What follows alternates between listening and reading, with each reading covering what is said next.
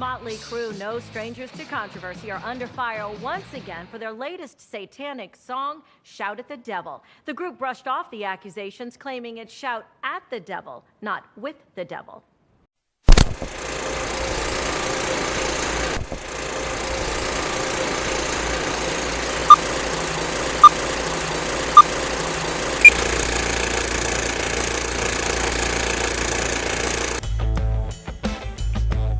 The 80s music might have been different if there was no Motley Crue.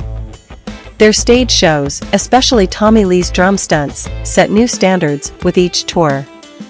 The band is famous not only for its music. All participants went through alcohol and drug addiction and had numerous intrigues with women. In general, their group had constant problems with the law, which often resulted in spending time in prison.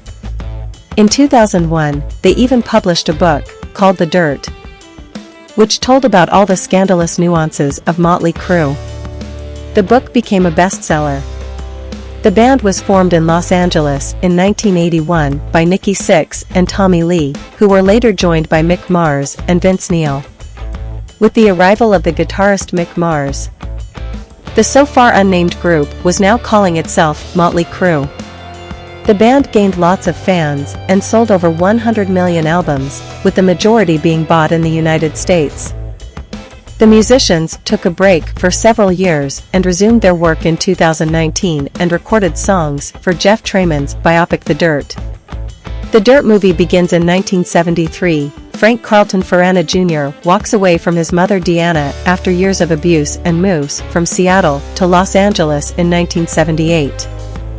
After a failed attempt to connect with his biological father, who abandoned the family at birth, Frank legally changes his name to Nikki Sixx in 1980. A year later, after a falling out with members of London at the Whiskey A Go Go, Nikki befriends drummer Tommy Lee and reveals to him that he is forming a new band.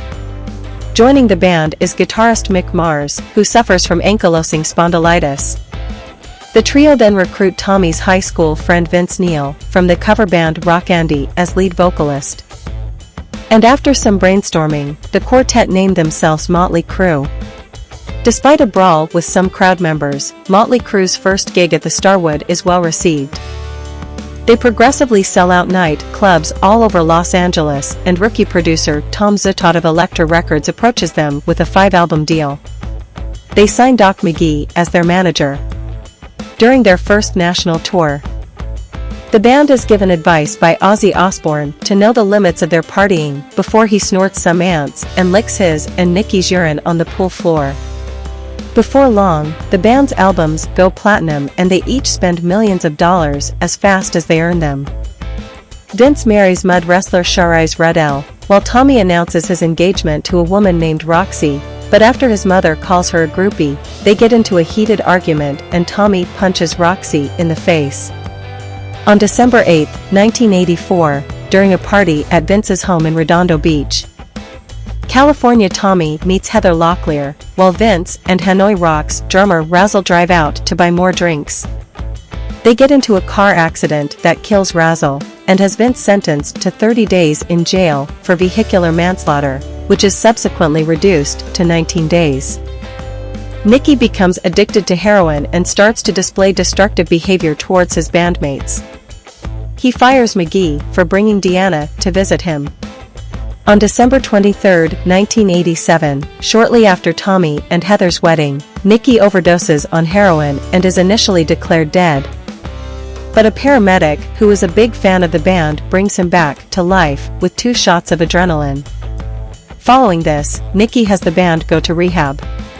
A sober Motley Crue rebounds in 1989 with Dr. Feelgood, which becomes their first #1 album on the Billboard 200. Followed by a lengthy world tour.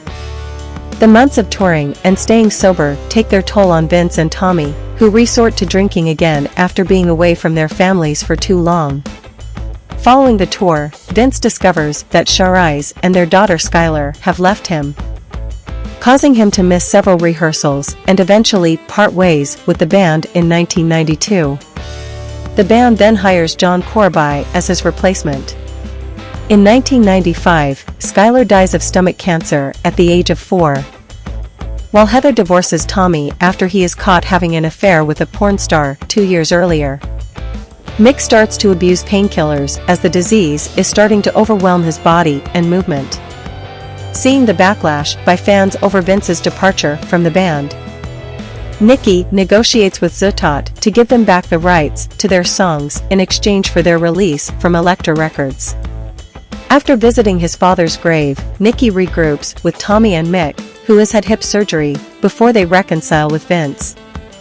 Motley Crue would perform together for another 20 years, playing their final show on New Year's Eve 2015. The Dirt is a very odd film. There's a plasticity to it that comes due to the fourth wall breaking, but it also isn't afraid to show the real bandmates at their most vulnerable. While certainly no masterpiece on the level of Walk the Line or Amadeus, The Dirt is just so bonkers that it deserves more attention. So that's The Dirt ending explained. I hope you like this video, and please subscribe this channel. See you in another video. Bye.